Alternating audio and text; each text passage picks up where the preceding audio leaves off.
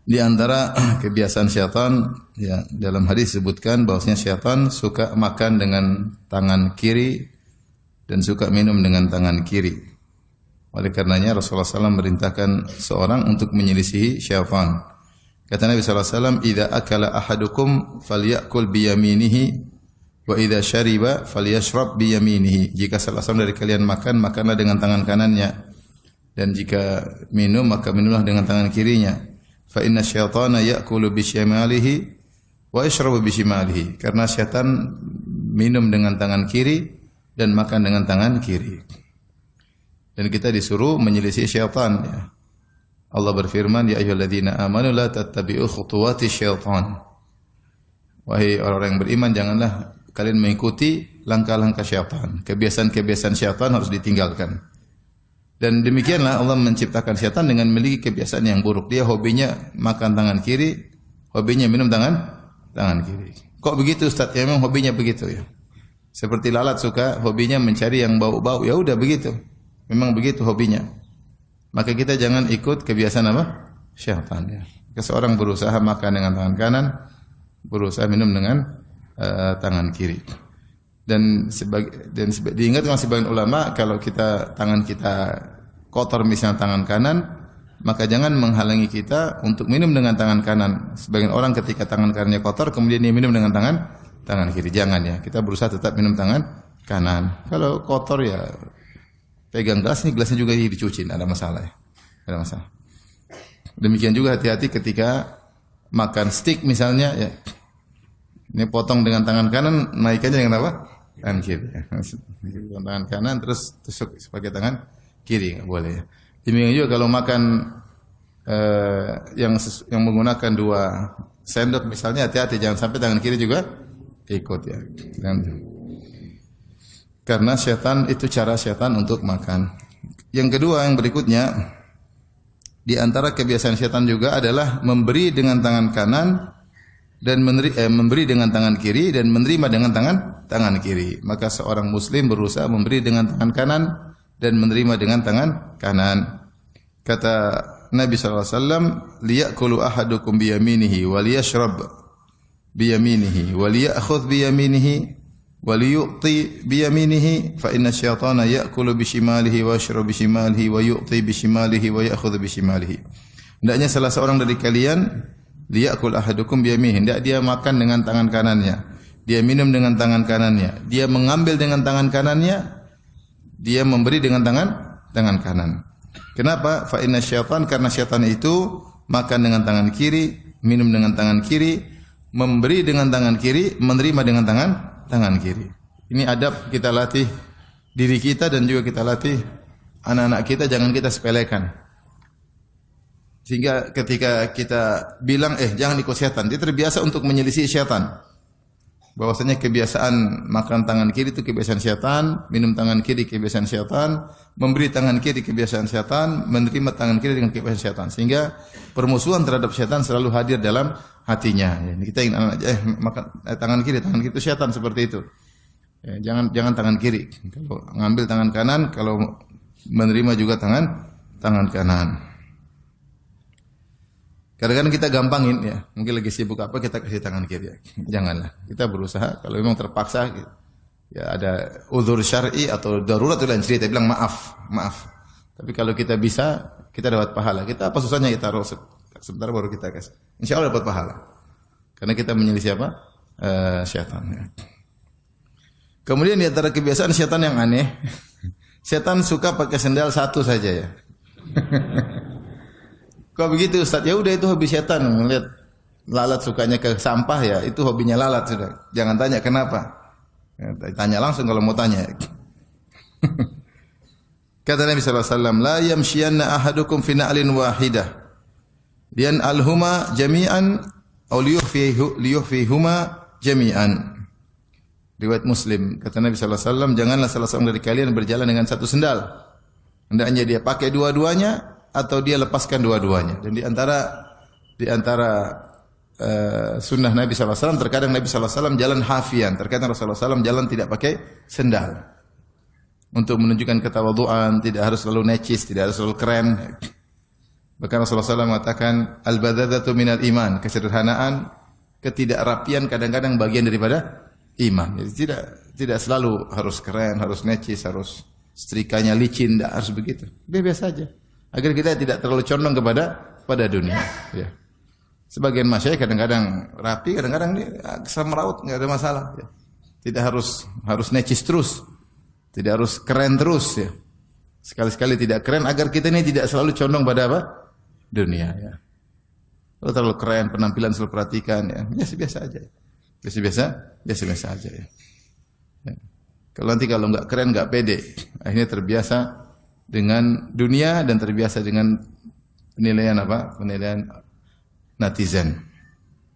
Kata Rasulullah SAW, jangan pakai sendal satu, pakai dua-dua atau lepas dua-duanya. Dalam riwayat dari Tahawi dalam Mushkil Athar, kata Nabi SAW, inna syaitana yamshi fin na'lil wahidah. Karena setan itu jalan pakai satu sendal. Ya udah begitu, percaya aja. Setan sukanya pakai satu sendal. Kenapa? Ya begitu hobinya. Gitu hobinya. Adapun para ulama ketika membahas larangan memakai satu sendal aja, mereka menyebutkan beberapa ilah, beberapa sebab larangan.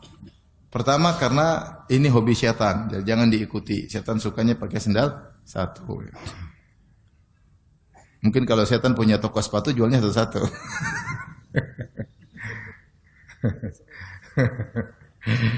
Yang kedua, dia mengatakan kenapa dilarang pakai sendal satu? Karena Islam menyuruh untuk adil, ya. Jangan kita mendolimi salah satu kaki, ya. Pakai dua-duanya atau lepas dua-duanya, ya. Satu juga enggak seimbang.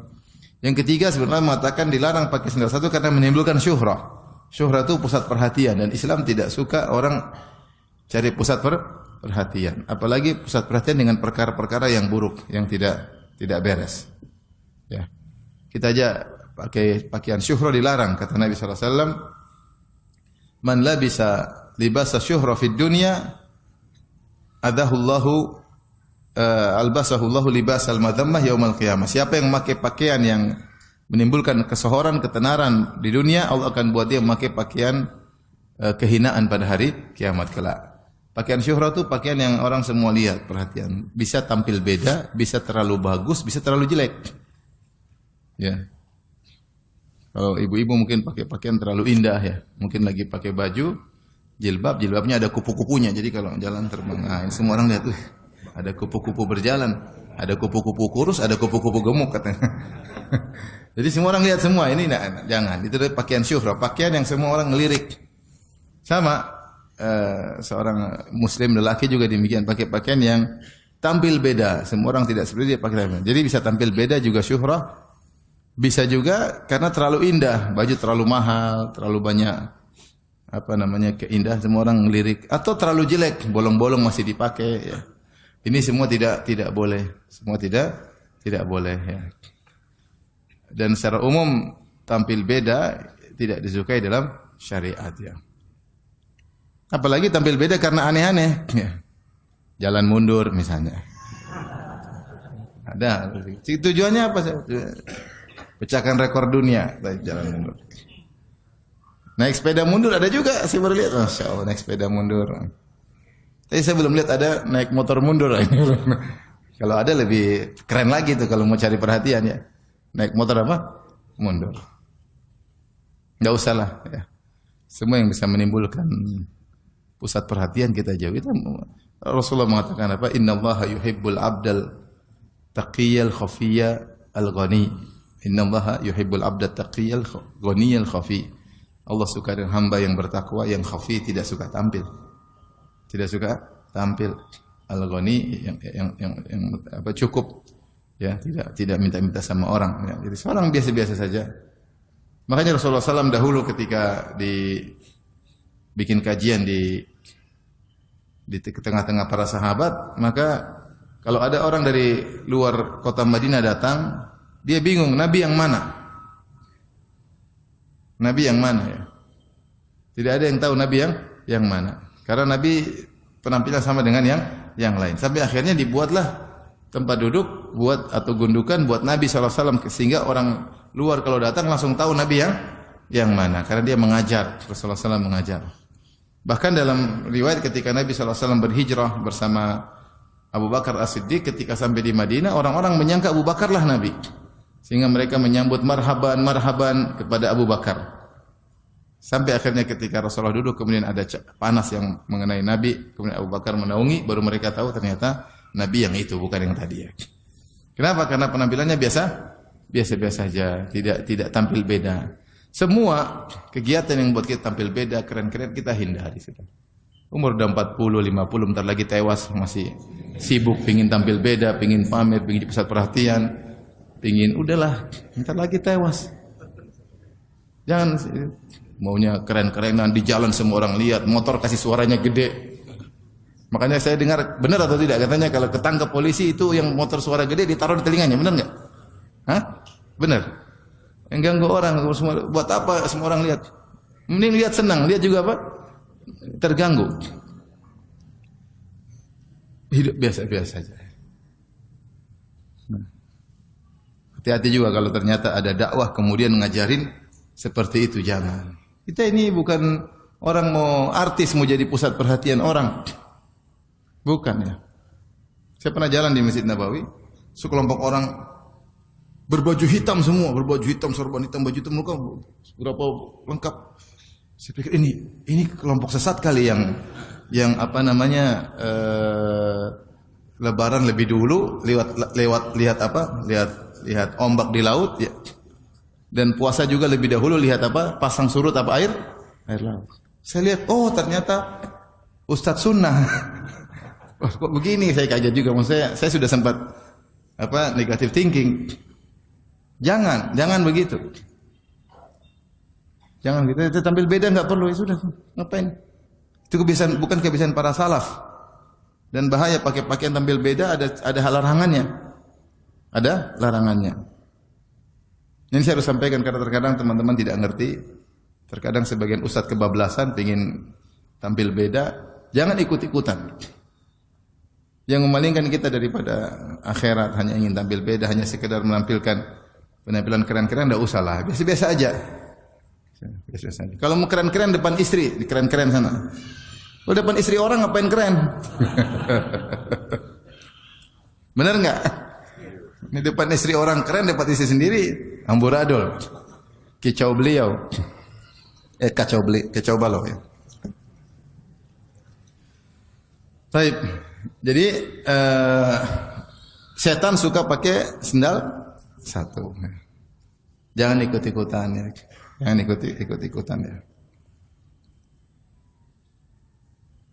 Baik. Berikutnya di antara hobi setan. Setan tidak suka tidur siang. Setan tidak suka tidur siang. Dalam hadis Rasulullah suruh kita tidur siang ya. Kata Rasulullah SAW, qilu fa inna syayatina la taqil. Tidurlah sianglah kalian. Sungguhnya setan tidak tidur siang ya. Hadis riwayat Tabrani dan Abu Nuaim dan Al-Khatib dan dihasankan oleh Syekh Albani bi majmu'i turuqihi. Banyak riwayat sehingga dinilai hasan oleh hadis yang hasan oleh Syekh Albani rahimahullahu taala. Para ulama bahas di antara sunnah Nabi adalah tidur siang. Dalam semua riwayat Rasulullah SAW istirahat di rumah sebagian orang, di saudarinya Ummu Sulaim ya. Kalau nggak salah Ummul Haram ya, bintu Milhan kalau nggak salah ya, Rasulullah tidur siang situ ya.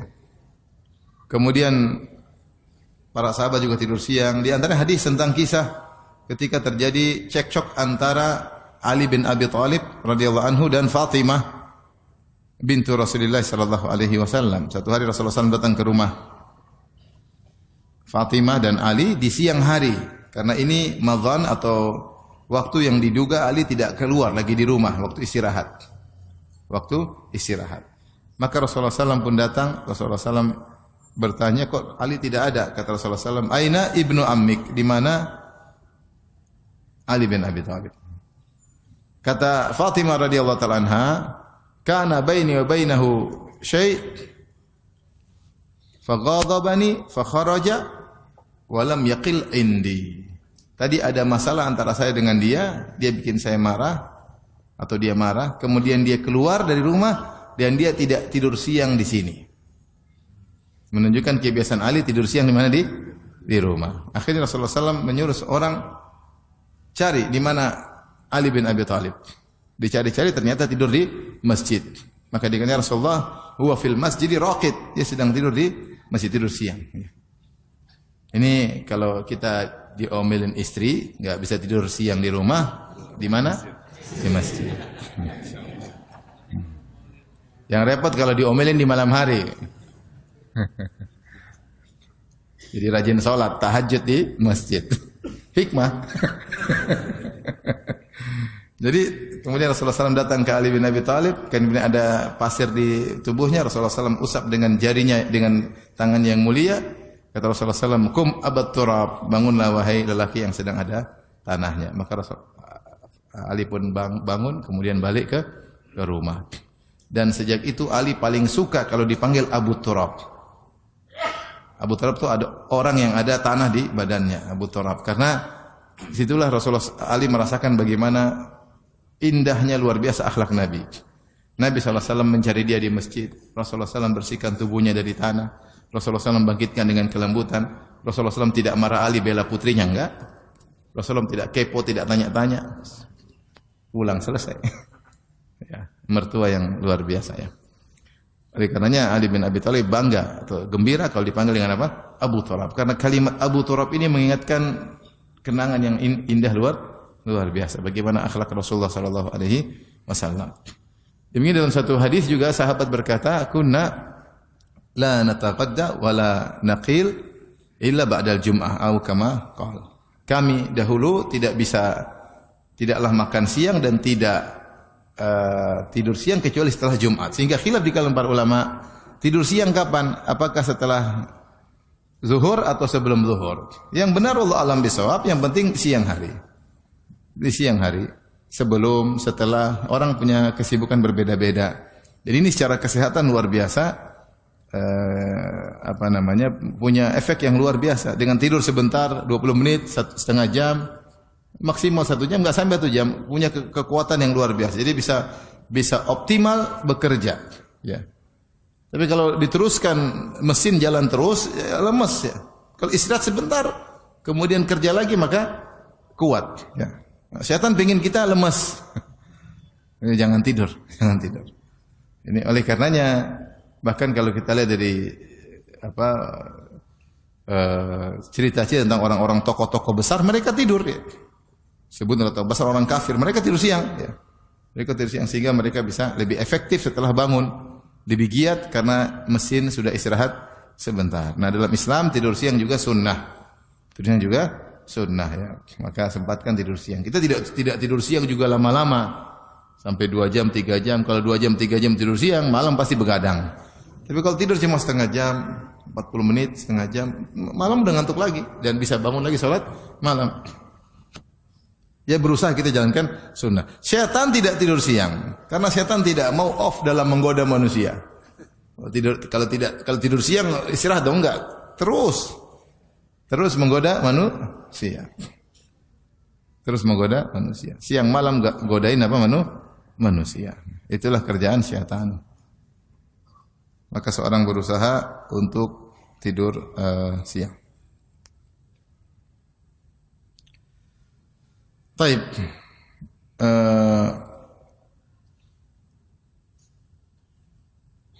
Sebagaimana pernah kita sebutkan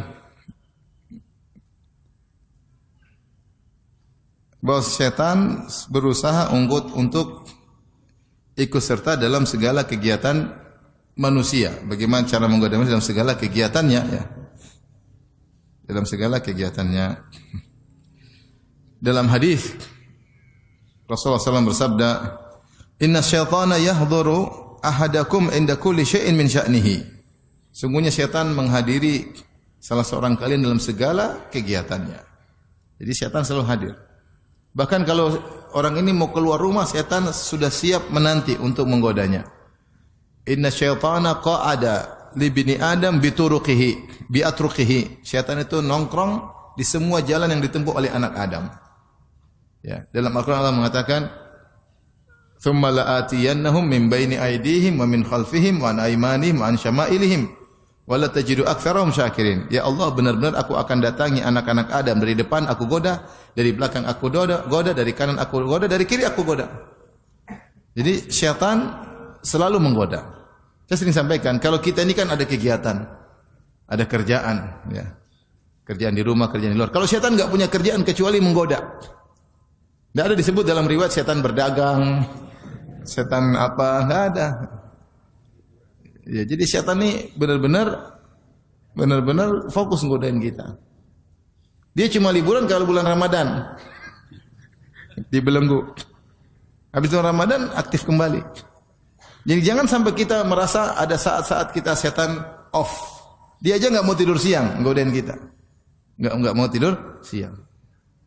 Kalau kita sudah mulai digoda-goda, ini setan menggoda ini. Bisik-bisikin, dibuat hasrat bergerak, ini setan udah. Bergejolak setan. Makanya Allah berfirman dalam surat Al-A'raf, "Innal ladzina taqaw idza massahum ta'ifum minasyaitani tadzakkaru fa idza hum mubsirun." Sungguhnya orang bertakwa jika dia merasa ada godaan setan dia ingat, oh ini saya lagi tergoda ini. Buktinya saya dibuat mikir macam-macam. Buktinya syahwat saya mulai bergejolak. Ini ada peran setan di sini. Karena setan selalu hadir. Setan selalu hadir. Ya, setiap manusia mungkin punya potensi maksiat. Karena kemaksiatan bisa dari luar, bisa dari dalam. Faktor internal, faktor eksternal. Ya. Tetapi dia bisa merasakan ini tidak biasa ini. Berarti ada setan yang menggoda. Maka segera dia ingat Allah Subhanahu wa taala. Maka setan ikut serta dalam segala kegiatan manusia. Tapi di antaranya saya bacakan di sini. Kata Nabi sallallahu alaihi wasallam, "Inna syaitana yahdhuru ahadakum inda kulli syai'in min sya'ni hatta yahdhurahu inda ta'amihi." Syaitan menghadiri kegiatan manusia, seluruh kegiatannya sampai ketika makan. Fa idza saqatat min ahadikum luqmatu falyumit ma kana biha min adha, thumma liya'kulha wa la yadu ahli syaitan. Kalau ada makanan jatuh dan masih mungkin dibersihkan, maka bersihkan. Kemudian makan. Ya, dan jangan biarkan untuk syaitan. Ini isyarat bahwasanya syaitan makan makanan sisa. Kalau yang buang-buang makanan, syaitan datang makan. Maka jangan dibuang, dibersihkan. Dan di antara tawadhu Nabi sallallahu alaihi wasallam disebut dalam hadis Rasulullah sallallahu alaihi wasallam jalan, tiba-tiba di tengah jalan Rasulullah sallallahu alaihi wasallam melihat ada korma. Rasulullah ambil, Rasulullah mau makan, tidak jadi. Rasulullah bersihkan, Rasulullah mau makan, Rasulullah sallallahu alaihi wasallam tidak jadi. Khawatir ini korma sedekah. Dan Rasulullah sallallahu alaihi wasallam dilarang makan apa? Harta sedekah. Rasulullah tidak menerima sedekah, Rasulullah SAW hanya menerima hadiah. Tapi Rasulullah SAW sudah bersihkan mau makan. Ustaz, kalau zaman sekarang gimana? Ya pokoknya kalau mungkin untuk dimakan, makan. Mungkin untuk dimakan, makan. Rasulullah mengatakan kalau makanan sudah dibuang, orangnya sudah ditinggalkan oleh pemiliknya, maka itu boleh diambil ya. Tentunya kita berbicara tentang hukum asal ya. Hukum asal. Makanya Syekh bin Baz pernah ditanya, bagaimana tentang orang-orang melakukan kesyirikan kemudian mereka taruh makanan di kuburan? Boleh enggak dimakan? Maka jawabannya secara hukum fikih, kalau ternyata makanan tersebut berupa sembelihan maka tidak boleh, khawatir sembelihan kepada selain Allah Subhanahu wa taala. Tapi kalau buah, kue, maka boleh. Maka boleh. Tapi kita khawatir kalau kita makan orangnya tambah syirik, habis. Habis. Dipikir wah dimakan sama wali ya. Ternyata ternyata wali-wali daya. Ternyata bukan wali. Ternyata kita yang makan ya. Ada kawan dulu tinggal di suatu kota, situ banyak orang penyembah berhala dan mereka sering kasih makanan. Kadang-kadang mereka taruh uang. Teman saya bilang, saya dulu suka ngambil ngambil buah-buah, ngambil duit-duit. Cuma sekarang udah berubah, mereka enggak taruh uang asli, sekarang uang mainan. Kalau dulu mereka taruh uang asli zaman-zaman dulu. Ya, sekarang dewanya bisa dikibulin juga, yang penting perwakilan. Jadi seorang berusaha tidak buang-buang makanan. Dan di antara bentuk mensyukuri nikmat Allah adalah dimanfaatkan seoptimal mungkin. Ini bentuk bersyukur. Kita ngajarin istri kita, anak kita ya, agar tidak mubazir. Beli secukupnya. Kalau enggak cukup, enggak habis ya disimpan kalau memang mungkin. Kalau memang sudah qadarullah enggak bisa lagi ya sudah mau diapain. Tapi selama tidak dibuang-buang, selama masih bermanfaat jangan dibuang-buang. Karena kalau dibuang maka syaitan yang makan. Salah satu hobi syaitan adalah makan makanan sisa yang kotor yang dia suka. Kok begitu Ustaz? Sudah jangan tanya. Sama dengan lalat, kenapa suka sampah-sampah? Maka Rasulullah SAW jika datang jatuh satu makanan, maka kau bersihkanlah. Kemudian ini sunnah Nabi SAW. Ya beda kalau jatuh di sampah enggak, tapi kalau selama jatuh di lantai rumah kita, jangan terlalu pikiran macam-macam, udah bersihin aja enggak ada masalah. Beda kalau jatuh mungkin di luar kena kotoran atau apa yang lain. Tapi kalau di rumah di lantai rumah kita, kita lagi di kamar jatuh, ambil aja. Jangan terlalu higienis, kata dokter. Kalau terlalu higienis dia enggak punya imun untuk apa? Terlalu higienis susah sendiri ya. Susah sendiri. Nah, saya dulu punya kawan ada, higienis banget, dikit-dikit cuci tangan, mau makan cuci tangan, bisa cuci tangan, mau satu lagi cuci tangan, sakit ya. Terlalu apa? Higienis ya. Terlalu steril ya. Salah ya? Terlalu steril atau terlalu higienis? Sama ya, mirip ya. Ada dokter sini enggak enak.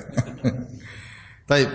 Bahkan Rasulullah SAW mengatakan, fa idza faragha fal ya'laq asabi'ahu. Kalau sudah selesai makan hanya dia jilat jari-jarinya.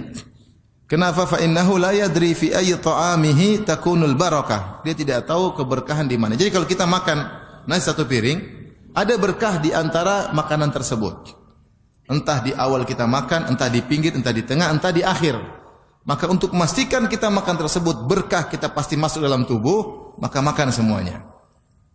Oleh karena kita harus mengambil secukupnya dan kita makan semua. Bahkan kata Nabi kalau ada tersisa sini dijilat.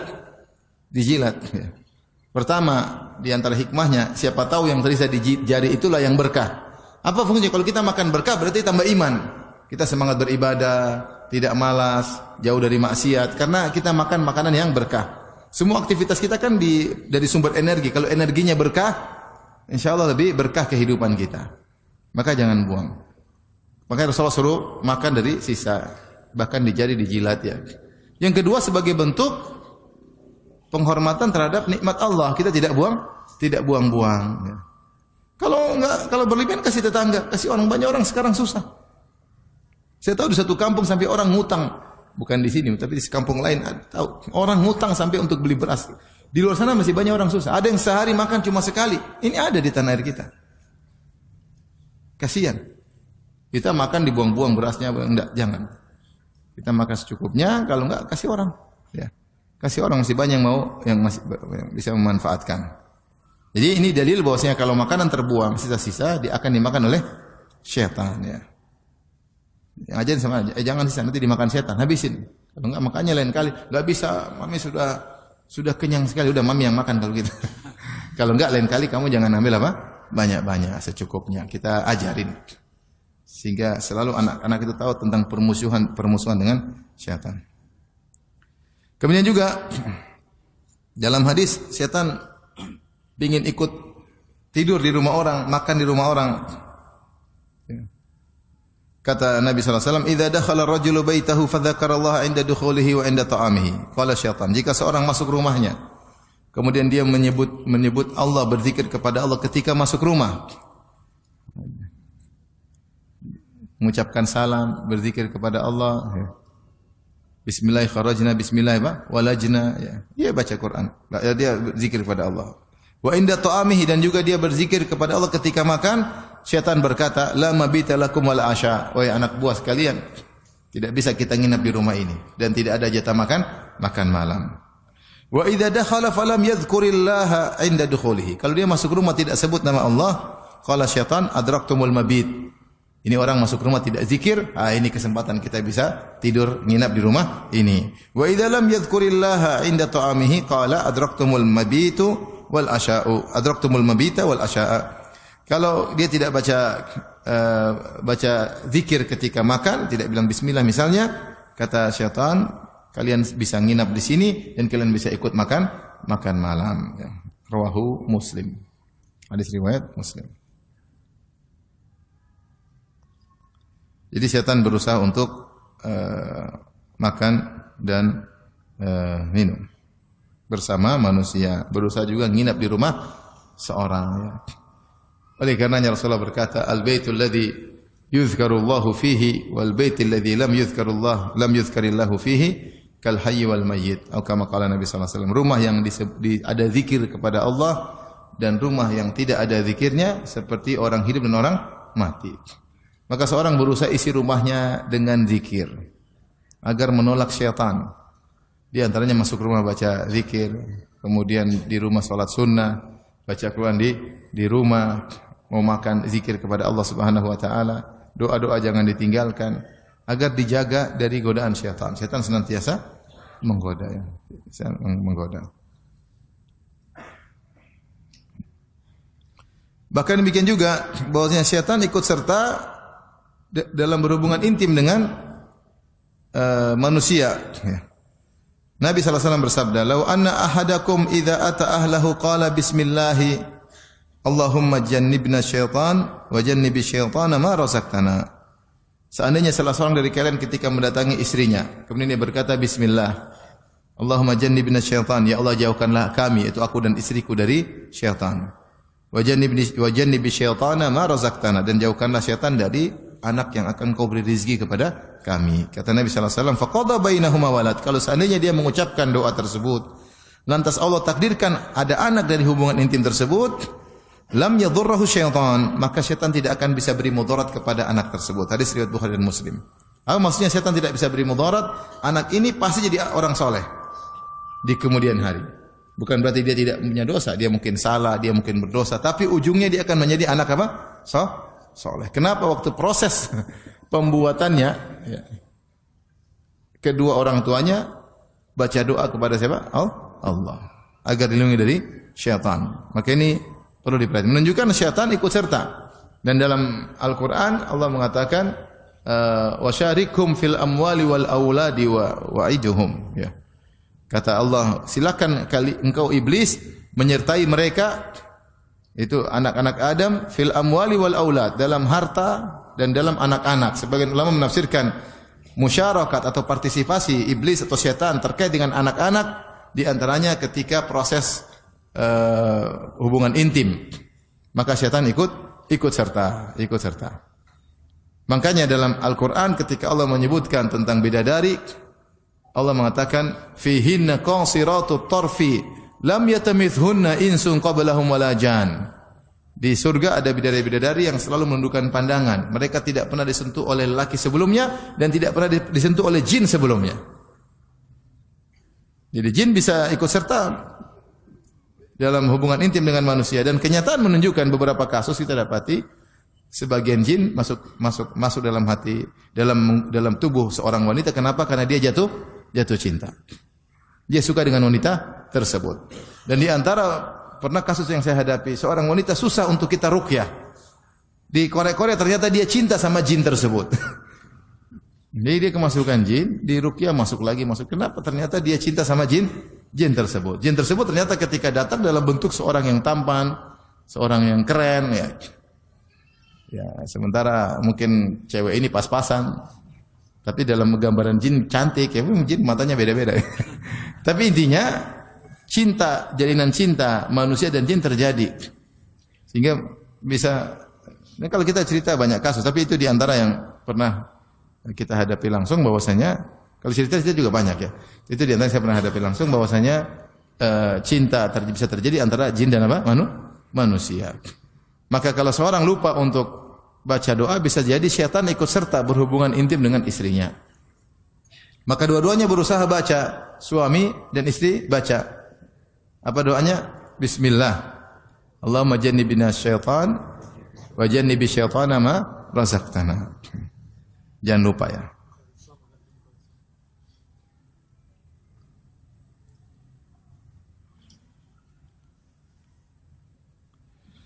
Kemudian di antara kebiasaan syaitan ya ingin manusia marah ya. Syaitan menggambarkan, membisikkan kepada manusia sehingga akhirnya dia emosi ya. Karena syaitan suka manusia emosi. Kalau manusia sudah emosi, dia akan melakukan hal-hal yang buruk yang tidak bisa dia kontrol. Dalam satu hadis Rasulullah SAW bersabda, ya, Atau dalam riwayat disebutkan istabba rajulani inda Nabi sallallahu alaihi wasallam faqadiba ahaduhuma fashtadda ghadabuhu hatta intafakha wajhu wa taghayyar. Dua orang saling caci memaki di sisi Nabi sallallahu alaihi wasallam. Maka salah satunya marah. Sampai marahnya parah, sampai wajahnya kemudian berubah, ya, saking marah, emosi. Maka Rasulullah SAW berkata, "Inni la a'lamu kalimatan law qalaha la dhahaba anhu alladhi yajid." Sungguhnya saya tahu satu zikir atau kalimat yang seandainya dia diucapkan olehnya maka akan hilang kemarahannya. Lau qala a'udzu billahi minasyaitonir rajim. Dia berkata a'udzu billahi minasyaitonir rajim. Menunjukkan bahwasanya kemarahan itu dari apa? Dari syaitan. Dari syaitan. Akhirnya ada satu orang yang menyampaikan kepada orang yang sedang marah tadi. Dia berkata ta'awudz billahi minasyaiton. Wahai fulan, kau sedang marah, mintalah perlindungan dari syaitan. Dia tambah marah lagi. Ya.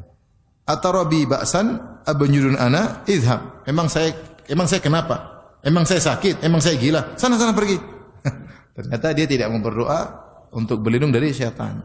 Syaitan masih menguasainya. Jadi kalau kita marah, yakinlah syaitan sedang membisik-bisikan, mengompor-ngompori kita, memprovokasi kita, maka kita jangan dikuasai oleh syaitan. Ya. Jangan emosi, sabar. Kalaupun kita ngambil keputusan, jangan emosi. Dipikirkan dengan tenang, bukan atas dasar emosi.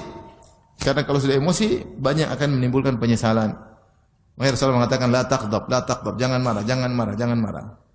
Sahabat yang dinasihati begitu, dia mengatakan, fakartu hina qala li ma qala, fawajadtu anna al-ghadab jima'us syarri kulli.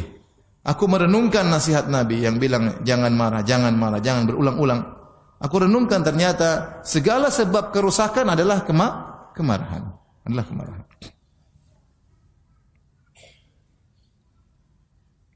Baik, di antara godaan syaitan, ya, kegiatan syaitan suka bikin manusia sedih. Satu bikin suka manusia marah. Di antara suka bikin manusia sedih. Seperti dalam Al-Quran Allah sudah sebutkan, Innama najwa minasyaitani liyahzuna alladziina aamanu. Sungguhnya bisik-bisik dari syaitan untuk membuat orang-orang beriman sedih. Datang seorang Arab Badui kepada Nabi sallallahu alaihi wasallam. Dia berkata, "Ya Rasulullah, ra'aitu fil manami ka'anna ra'si dhurib fatadahraj." Ya, sungguhnya saya mimpi, dalam mimpiku kepalaku dipukul lepas dari kemudian jatuh menggelinding, jatuh menggelinding. Maka Rasulullah SAW berkata kepada Arab Badui tersebut, "La tuhadditsun nas bitala'u bisyaitani bika fi manamika." Jangan kau ceritakan kepada orang tentang permainan syaitan terhadapmu dalam mimpimu, ya. Jadi syaitan kalau tidak bisa goda orang ketika dia dalam kondisi sadar, digoda dalam kondisi sedang tidur dengan berbagai macam godaan. Dibuat sedih. Sebagian orang dibuat ingat dengan maksiat-maksiat masa lalu. Tidur dibuat mimpi dengan CLBK-nya. Lagi ngomel-ngomel sama pasangannya, tidur tahu-tahu mimpi indah, ketemu dengan pacar lama. Siapa yang kasih mimpi? Syaitan. Dibuat sedih, dibuat takut, dibuat khawatir.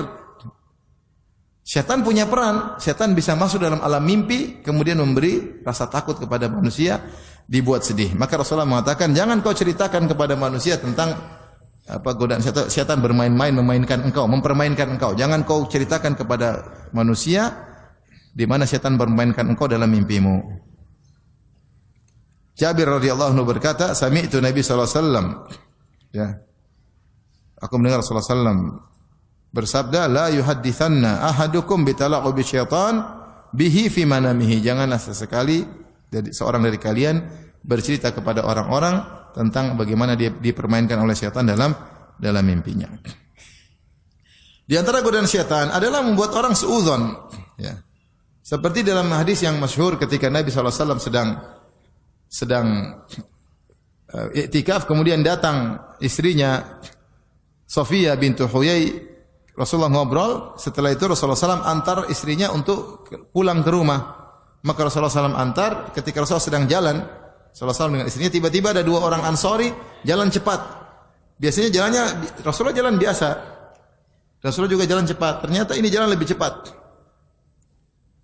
melewati Nabi dan Sofia. Maka Rasulullah berkata, ala rislikuma, tunggu dulu, kenapa cepat-cepat? Kata mereka, subhanallah. Ya. Kata Rasulullah, innaha Safiyah, ini istriku. Kata mereka, iya. Jadi mereka tidak curiga sama Nabi. Ya. Kami tidak curiga, tapi Nabi mengatakan, inni khasyitu an yukdhifa fi qulubikuma syai'an. Saya khawatir syaitan mendiktekan kepada hati kalian berdua sesuatu. Sebelum kalian suudzon, saya jelaskan ini adalah istriku sendiri. Karena ini posisinya di malam hari. Di luar masjid mungkin ada hal yang sepi, tiba-tiba ada Nabi jalan dengan perempuan. Tentu dua sahabat tidak mikir macam-macam. Ketika mereka tahu Nabi seorang mulia, tidak mungkin macam-macam. Tapi Nabi memutuskan jangan sampai syaitan membisikkan sesuatu setelah itu. Maka Rasulullah mengatakan, agak khawatir syaitan melemparkan pada diri kalian sesuatu. Maka saya putuskan, saya katakan inilah istriku Safiyah. Ini dalil bahwasanya syaitan suka membuat seorang suudzon. Mendiktekan pada diri kita untuk suudzon kepada orang lain. Dan itu banyak, rumah tangga hancur, pekerjaan hancur, persahabatan hancur, gara-gara suudzon. Yang diktekan siapa? Syaitan. Itu cara syaitan menggoda. Maka hati-hati, seorang hukum asalnya dia tidak boleh suudzon. Hukum asal kita harus husnudzon kepada saudara kita. Sampai ada dalil indikator yang kuat yang mengeluarkan dari hukum asal sehingga membuat kita suudzon. Kalau kita tidak bisa hilang suudzon tersebut, tabayun, tanya. Kalau kita tidak bisa hilang suudzon tersebut, tabayun agar jelas memang dia begitu atau tidak. Tapi di antara syaitan menggoda adalah ketika seorang lelaki berkhalwat dengan wanita. Kata Rasulullah sallallahu la yakhluwanna rajulu bimra'atin illa kana syaitanu thalithahuma. Tidaklah seorang laki berdua-duaan dengan seorang wanita kecuali syaitan hadir. Kecuali syaitan hadir. Apa tujuan syaitan hadir? Untuk membuat syahwatnya bergejolak, untuk menggambarkan hal-hal yang indah dalam maksiat. Sebagaimana syaitan telah bersumpah, la uzayyinanna lahum fil ardi. Sungguh aku benar-benar akan menghiasi maksiat bagi mereka di atas muka bumi. Maka seorang menghindar jangan sampai berdua-duaan dengan wanita yang bukan mahram. Sampai para ulama membahas kalau ada kita masuk ke musalla ada laki-laki jadi imam, kemudian kita seperempuan jadi makmum. Kalau ini bukan mahram jangan enter masuk khalwat. Imamnya laki, perempuannya satu. Habis assalamualaikum, kaif halu ukhti ya. Dan jangan berdua-duaan. Di antara berdua-duaan yang dilarang kalau satu laki satu perempuan dalam lift.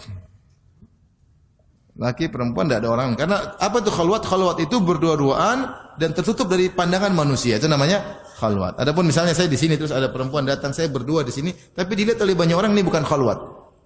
Khalwat itu tertutup dari pandangan apa? Manusia. Rasulullah pernah didatangi oleh seorang wanita kemudian berdua dengan wanita tersebut, tapi di hadapan pandangan para sahabat. Karena kalau di hadapan orang setan menggoda susah, tapi kalau sendirian berdua ini yang repot. Ya. Tapi kalau lift memang cuma sebentar ya, kecuali liftnya 100. Ini ya 100 tingkat. Tapi kalau cuma sebentar, hukum asalnya enggak boleh, tapi kadang-kadang darurat kita ya sudahlah. Hukum asalnya tidak boleh. Apalagi wanita tersebut kita kenal, mending kita keluar. Misalnya kita masuk lift ternyata istri teman kita, jangan masuk. Tapi kalau kita masuk lift ternyata orang Arab, orang luar negeri, ya insya Allah dia enggak goda kita dan kita juga tidak menggoda. Darurat ya. Tapi kalau kita kenal itu mending jangan, enggak usah. Karena setan lebih mudah untuk menggoda. Di antara bentuk ikhtilah, bentuk berkhalwat adalah seorang dokter dengan susternya, dengan pasien, dengan suster. Misalnya dia lagi berdua, susternya ada suster perempuan, dia laki-laki. Sehingga ya tujuannya suster lebih lincah untuk pegang perempuan dan macam-macam ya. Maka dia tidak boleh tutup pintu. Kalau tutup pintu berarti dia berkhalwat. Kalau ternyata petugasnya, kecuali perempuan dua petugasnya, enggak ada masalah, tidak khalwat. Tinggal dia jaga diri. Tapi kalau dia laki dokter sendiri, perempuan satu, suster satu, ini khalwat. Kalau dia tidak khalwat, buka pintu sehingga pasien bisa melihat apa yang sedang mereka kerjakan. Dia tidak tutup pintu kecuali pasien masuk. Di antara khalwat juga tadi, dokter dengan pasien, perempuan sendiri. Dan itu mungkin terjadi, emang dokter malaikat. Ya, enggak juga ya. Dokter juga bisa tergoda. Dokter juga ada masalah dengan istrinya. Ya. Ini dapat perempuan cantik, perempuan ini juga ada masalah dengan suaminya. Repot. Jadi banyak kasus. Seperti khalwat belajar, ternyata dibuat grup kerja. Grup kerja kelompok, satu lagi satu perempuan. Ketemuan, ini aduh ngeri. Oleh karenanya, kenapa sering terjadi zina ketika berduaan? Yang itu perempuannya biasa aja kok. Coba lihat, oh biasa aja. Ya biasa aja, tapi ada setan yang menghiasi. Itu laki biasa aja, iya biasa aja, tapi ada setan yang menghiasi sehingga terlihat indah. Ya. Ini laki-laki hitam tapi gara-gara setan bisikan jadi kelihatan Korea. Ada setan yang hadir. Apa tugas setan? Memang setan hadir nonton doang? Enggak. Dia hadir untuk menggoda. Untuk menggoda, maka waspada. Aku waspada. Tapi Ustaz, kalau kita chattingan sama cewek, chatting bukan khalwat. Teleponan sama cewek bukan khalwat. Tetapi kalau menimbulkan maksiat, hati-hati. Mungkin sehingga adab telepon ada, adab chattingan apa? Ada. Orang tanya, Ustaz, kefal Ustaz, khair. Ustaz, saya ada pertanyaan, silakan. Silakan tanya. Oh, ini wajar. Tapi kalau teleponnya, Ustaz, masih kenal saya Ustaz? Emang siapa? Itu Ustaz yang kemarin baju ungu. Wih, oh itu. Oh, ya, udah selesai. Ini bukan khalwat ya, tapi maksiat. Akhirnya telepon setengah jam betah. Sama istri sendiri tidak betah. Abi lagi sibuk. Yes. Sama yang baju ungu setengah jam, 1 jam. Ini terjadi. Saya dilaporin oleh sebagian orang. Ustaz telepon sama istri orang sampai 40 menit. Ngapain coba? Syahwat itu. Sang akhwat terpesona dengan ustadznya, ustadznya juga senang dengan, oh ini ternyata pintar akhwatnya nyambung kalau sudah itu maksiat. Ini hidup sebentar ya, ikhwan, hati-hati. Kenapa bisa indah? Karena ada setan yang hadir. Kalau WA juga yang sederhana, Ustaz apa hukumnya ini? Ya sudah. Makaci Ustaz, kik, kwek. Repot yang kisi kol repot. Meskipun itu bukan khalwat, tapi itu bisa menimbulkan maksiat.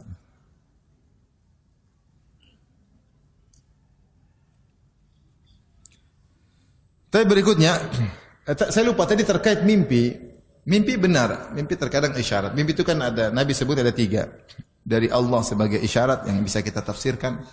Yang kedua dari gangguan syaitan, tadi Nabi juga sebut. Yang ketiga dari sering diomongin jadi kebawa mimpi. Siang-siang ngomong, saya mau poligami. Terus tidur, poligami. Wah, kayaknya petunjuk dari Allah. Enggak. Ente itu apa namanya? Itu ngobrol siang hari, malam ke bawah ya. Itu namanya ke bawah ya. Ada cerita lucu, saya diceritain Allah benar atau tidak ceritain ya. Katanya ada yang mimpi poligami. Sedih bangun dia senyum-senyum. Istrinya tanya, "Kamu kenapa senyum-senyum?" Enggak. "Kenapa senyum-senyum?" Enggak. "Kenapa?" Enggak, tadi Abi mimpi poligami. "Kamu tidur lagi ceraikan tuh perempuan," katanya. Baik, kita lanjutkan. Di antara godaan syaitan adalah berusaha merusak ibadah seseorang. Ini di antara tujuan utama syaitan. Merusak ibadah seseorang dengan berbagai macam cara. Di antaranya syaitan pernah lakukan kepada Nabi. Dalam hadis Rasulullah bersabda, "Inna syaitana arada li fashadda alayya liyaqta as-salata alayya." Syaitan lewat depanku kemudian dia menggangguku, ingin memutuskan salatku. Fa amkanani Allahu minhu, Allah buat aku bisa menangkapnya. Ya. Sampai Rasulullah mengatakan, hampir-hampir aku ikat dia di tiang-tiang masjid, tetapi aku ingat doa Nabi Sulaiman, "Wa habli mulkan la yanbaghi li ahdin ba'di." Ya Allah, anugerahkanlah kepadaku kerajaan yang tidak boleh seorang mendapati model kerajaan seperti itu setelahku. Di antara kerajaan kekuasaan Nabi Sulaiman adalah menguasai apa? Jin-jin. Maka Nabi dilarang menguasai jin. Karena kalau Nabi tangkap jin tersebut, Nabi ikat, berarti Nabi menguasainya. Dan ini hanya berlaku untuk siapa? Nabi Sulaiman. Tapi maksud saya, setan ini berusaha mengganggu salat Nabi sallallahu alaihi wasallam.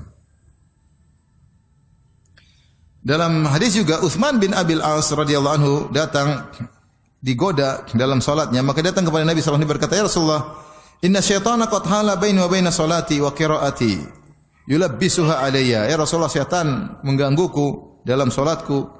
Bacaanku jadi kacau, enggak teratur. Mungkin hafalan jadi kacau, baca ini nyambung ke sana, nyambung ke situ, surat ini kecampur surat yang lain. Maka Rasulullah SAW berkata, "Dzaka syaitanun yuqalu khanzab," atau khinzib, itu syaitan namanya khanzab.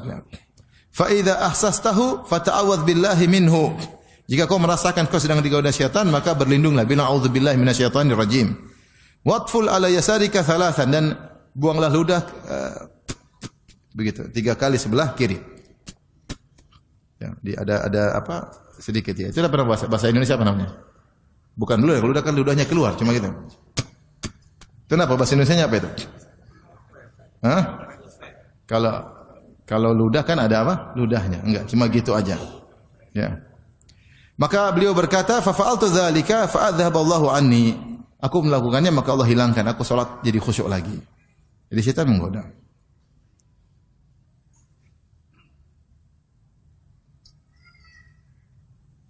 Dalam hadis juga Rasulullah bersabda, "Inna syaitana ya'ti ahadakum wa huwa fi salatihi."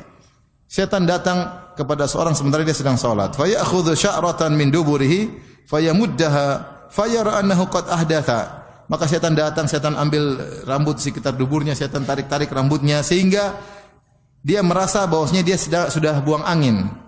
Kata Nabi, "Fala yansarif hatta yasma' sautan aw yajid riha." Jangan dia berpaling, jangan dia batalkan salatnya sampai dia mendengar suara atau dia mencium aroma. Ternyata kita merasa buang angin, ternyata godaan apa? Syaitan. Kecuali kalau ada suara, berarti bukan syaitan, memang serius. Tapi kalau enggak ada suara, ini syaitan yang bikin, seakan-akan ada angin. Dalam riwayat bahkan tiupan. Ibnu Abbas berkata, "Inna syaitana yutifu bil abdi liyaqta alaihi salatahu." Syaitan yutifu itu apa? Mengitari, muter-muter orang sedang salat. Jadi syaitan bukan tungguin antum, dia muter-muter cari celah gimana goda orang ini sedang salatnya. Begitu salat langsung dia goda. Fa idza ayahu, kalau dia tidak mampu menggoda orang ini, nafakha fi duburi, maka setan tiup di duburnya. Seakan-akan dia kentut. Kok ada angin? Nah, setan ini kentut apa? Tiup-tiup sembarang. Fala yansarif, maka jangan dia batalkan salatnya. Hatta yasma' sautan aw jidriha, sampai dia mendengar suara atau dia mencium apa? Aroma. Kata Ibnu Abbas, "Wa ya'tihi fayasiru dzakarahu fayurihi annahu kharaja minhu syai'." Bahkan setan pun datang ke kemaluannya, kemudian setan menggerakkan seakan-akan keluar tetesan. Ya. Kata Ibnu Abbas, "Fala yansarif," jangan batalkan salatnya hatta yastakin, sampai dia yakin memang dia pipis. Kalau enggak itu godaan apa? Setan. Karena setan memang goda, buat orang waswas. Kalau waswas salat itu enggak teratur. Sekarang banyak orang tertipu waswas, sudah wudu dikira belum wudu. Sudah sekali kayaknya belum, tambah lagi sampai wudu lama sekali, kasihan. Saya ada kawan anaknya begitu, padahal sudah sekolah agama, begitu. Saya bilang, "Kau ikuti waswas dosa. Jangan ikut waswas meskipun ternyata kau belum wudu, kau diampuni oleh Allah karena kau memang sedang berpenyakit." Jadi kalau setan bilang belum, cuekin aja, salat aja. Allah Maha baik. Kalau ternyata memang kau belum wudu, diampuni karena memang kau sedang berpenyakit. Tapi kalau kau ikuti, kayaknya belum, wudu lagi. Baru Allah, kayaknya belum. Sampai ulang-ulang 5 kali, 10 kali. Itu yang setan senang. Maka jangan diikuti. Justru kalau kau ikuti, kau malah ikut apa sih? Setan. Jangan diikuti. Sudah merasa wudu, sudah. Waswa enggak usah, salat aja, enggak ada masalah. Sampai penyakit tersebut hilang. Di antara godaan setan dalam salat, setan buat ingat. Ya. Kata Nabi SAW, ingat-ingat hal-hal yang sudah kita lupakan dalam salat, bukan di luar salat. Idza nudiya lis-salati adbara syaitan wa lahu dhuratun hatta yasma'a ta'dzin, hatta la yasma'a ta'dzin. Kalau syaitan dikumandangkan azan, maka dia kentut. Kentutnya besar yang dia dengar sendiri, kita enggak dengar. Supaya dia enggak dengar azan. Dia menghilangkan, mengacaukan suara azan dengan dia kentut-kentut supaya dia tidak dengar azan. Fa idza qudiya nida, kalau sudah selesai azan, aqbala hatta idza thawwaba bis-salati atau thuwiba bis-salati adbar. Ya. Maka dia pun balik ketika dia siap menggoda. Jadi habis azan dia balik lagi. Nunggu iqamat dia balik. Ketika iqamat dia kabur lagi. Hatta idza qudiyat tathwibu aqbala. Kalau selesai iqamat dia balik lagi. Hatta yukhattiru bainal mar'i wa nafsihi. Sampai dia menggoda, membisikkan di antara seorang dengan jiwanya. Dia berkata, "Uzkur kada, ingat ini, ingat ini. Uzkur kada, ingat ini." Lima lam yakun yadhkur hatta yadhallu ar-rajulu la yadri kam shalla. Sehingga dia ingat, oh ya, ingat sampai dia lupa sudah rakaat ke berapa. Hadis riwayat Bukhari dan Muslim. Itulah syaitan. Semua merasakan enggak godaan itu? Iya. Allah. Oh iya. Baru takbir, oh iya. Itu syaitan. Bilang a'udzubillahi minasyaitonir rajim. Jangan dibiarkan kepala melayang. Udah cuekin aja. Demikian juga di antara godaan syaitan ketika salat membuat kita kepo sehingga kita nengok. Nabi sallallahu alaihi wasallam ditanya tentang iltifatir rajuli fi salat, seorang yang nengok sini. Kata Rasulullah sallallahu alaihi wasallam, "Huwa ikhtilasun yakhtalisuhu syaitanu min salati ahadikum." Hadis riwayat Bukhari. Itu adalah curian, setan mencuri pahala salat kalian. Allah. Kecuri pahalanya. Jadi kalau salat jangan tengok. Karena setan ingin mengurangi pahala salat seseorang. Kalau kita tengok-tengok yang tidak perlu, kepo, ada dengar suara, ngelihat, udah. Pahala kena roaming. Setan hilangkan pahala tersebut.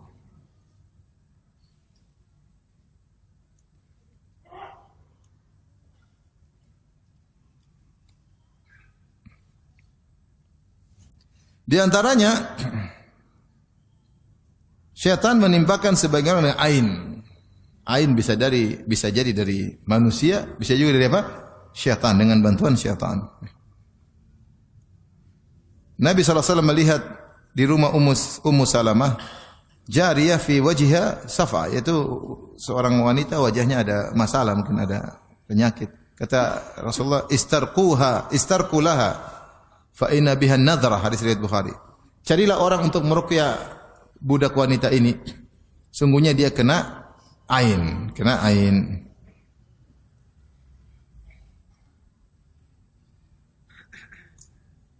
Ada yang menafsirkan ain min nadharil jin. Kata Abu Ubaid, anna syaitana asabaha. Ya. Yaitu ain dari jin. Jadi ain dari apa? Jin. Apakah jin yang langsung menimpakan ain ataukah dari manusia dengan pandangan jahat kemudian dibantu oleh syaitan sehingga prosesnya membuat orang menjadi kena mudarat, ya. Tapi para ulama menyebutkan itu disebabkan karena jin, ya. Demikian juga setan juga hobi melihat aurat manusia, anak Adam, ya. Kata Nabi sallallahu alaihi wasallam, "Inna hadhil hushusha muhtadaratun." Sungguhnya hadhil hushusha yaitu toilet dan semisalnya dihadiri oleh syaitan. Fa idza ata ahadukumul khala'a falyaqul a'udzu billahi minal khubuthi wal khaba'ith. Kalau kalian masuk toilet jangan lupa berdoa, Allahumma inna a'udzubika minal khubuthi wal khaba'ith. Ya. Itu dari jin laki-laki maupun jin perempuan.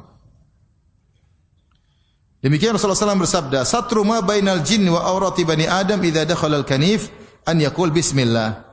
Yang menghalangi mata jin dari melihat aurat anak Adam, kalau dia buka baju, hendaknya dia bilang bismillah. Jadi sunahnya kalau kita buka baju, bilang apa? Bismillah. Karena nanti ada jin yang ngelirik. Makanya jangan sampai dilirik oleh jin. Karena kalau dia lirik, dia bisa mengganggu atau menggoda dan yang lainnya.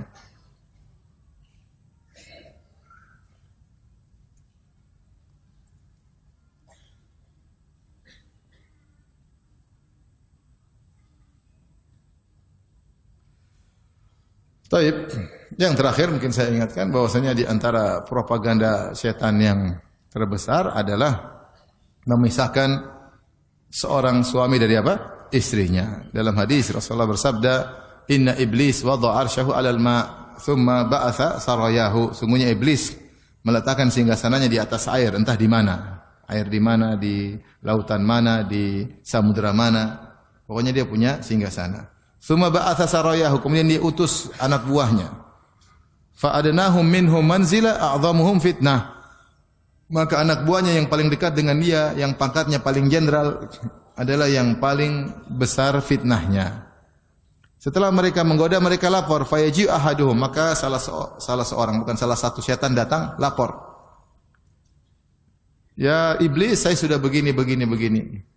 Kata iblis, ma fa'alta syai'an, kau belum melakukan apa-apa, ya. Satu lagi lapor, belum, kata iblis, belum. Sampai ada satu datang mengatakan, la azalu birrajul hatta farraqtu bainahu wa baina imra'atihi. Saya senantiasa menggoda laki tersebut sampai saya pisahkan antara dia dengan apa? Istrinya. Digoda. Kata iblis, "Nikma anta, ente setan top." Kata iblis. Faqarrabahu, maka setan, "Wah, sini, duduk samping saya." Diagungkan oleh setan karena berhasil memisahkan seorang laki dari istrinya. Entah yang digoda laki, entah digoda wanita. Ini harus jadi pelajaran bagi kita ya. Setan menggoda. Makanya di antara tujuan dukun sihir adalah memisahkan suami dan istri. Yufarriquna bihi bainal mar'i wa zawjihi. Dalam Al-Qur'an dalam surat Al-Baqarah kata Allah Subhanahu wa taala, dengan sihir tersebut mereka memisahkan antara suami dengan apa? Istrinya. Jadi di antara tugas utama setan memisahkan suami dan istri. Kita hidup di zaman yang banyak godaan-godaan yang membuat buyar rumah tangga. Dengan sihir, dengan selain sihir, dengan tontonan, dengan pergaulan, dengan chattingan, ya. Kemarahan, ketidakpuasan, banyak hal. Maka seorang berusaha mempertahankan rumah tangganya semaksimal mungkin. Kecuali memang kondisi tidak memungkinkan. Karena itu salah satu tujuan iblis, tujuan syaitan. Kalau memang kondisi tidak mungkin, tidak mengapa seorang berpisah dari keluarganya. Tapi kalau masih memungkinkan dipertahankan, maka berusaha mempertahankan. Ya. Cross check yang salah dia atau pasangannya. Kalau dia salah, dia perbaiki diri. Kalau pasangannya yang salah, dia nasihati. Karena kalau dia berpisah, maka telah menguntungkan dan menyenangkan apa? Syaitan. Demikian juga ikhwan dan akhwat. Jangan jadi anak buah syaitan memprovokasi untuk cerai. Jangan. Ikhwan, jangan udah ceraiin aja istrimu, ceraiin aja, masih banyak. Bunga-bunga di Bekasi masih banyak bertebaran. Oh, udah tua aja, ceraiin aja. Akhirnya diceraikan. Ini luar biasa. Ini takhbib. Memisahkan suami dengan apa? Istri. Hati-hati. Laki-laki tidak boleh gitu. Atau laki-laki suka sama istrinya, goda ya. Suami memang begitu. Dia goda-godanya curhat sama dia, akhirnya pisah dari suaminya. Apa namanya kalau perebut istri orang? Kalau pelakor kan perebut apa? Laki orang. Kalau perebut istri orang apa namanya? Hah? Pebinor. Oh, perebut bini orang. Oh, baru nih. Jangan jadi pebinor ya. Perebut bini orang. Ini terjadi. Syaitan menghias. Lirikan mata menimbulkan teka-teki. Oh, subhanallah. Itu terjadi, lihat istri orang juga ngelihat kita. Pertama astagfirullah. Kedua kau tengok lagi, ketiga ada aliran cinta. Udah selesai. Mulai setan menghiasi. Ya, kita selamatin dia, suaminya zalim sama dia. Wah, mulai nyelamatin. Padahal pebinor. Ini terjadi. Demikian juga ibu-ibu. Jangan jadi anak buah setan memprovokasi seorang wanita untuk cerai dari apa? Suaminya. Ada misalnya seorang laki kemudian poligami. Kemudian ibu datang kepada istri pertama, kepada istri kedua, "Kamu kok mau dipoligami?" "Kalau kamu mau, emang kamu enggak laku?" Udah diprovokasi. Akhirnya dia merasa rendah ketika jadi istri kedua. Akhirnya cerai. Kamu harus nuntut, kamu harus gini, diajarin supaya kurang ajar sama suaminya. Kamu dikasih gini mau, itu istri pertama mau dapat begitu. Kamu cuma sepeda, dia Harley Davidson, minta. Akhirnya rusak, diajarin kurang ajar sama ibu-ibu. Dosa. Ini anak buah apa? Syaitan. Atau sebaliknya datang kepada istri yang pertama. Emang kenapa? Kurang apa? Enggak bisa melayani, enggak bisa apa aja macam. Akhirnya dia merasa rendah, merasa hina, tidak kuat, merasa seakan-akan akhirnya minta cerai. Sebabnya sebenarnya bukan dari dia, mungkin sabar, sebabnya gara-gara ibu-ibu. Maka hati-hati, ini semua setan ya. Kita jangan ikut mendukung propaganda setan, program setan, dan kita jangan menjadi anak buah apa? Setan ya. Kalau ada yang terjadi, kita doakan semoga lebih baik, semoga akur, ya. Jangan merusak rumah tangga orang lain. Allah Ta'ala alam bisawab.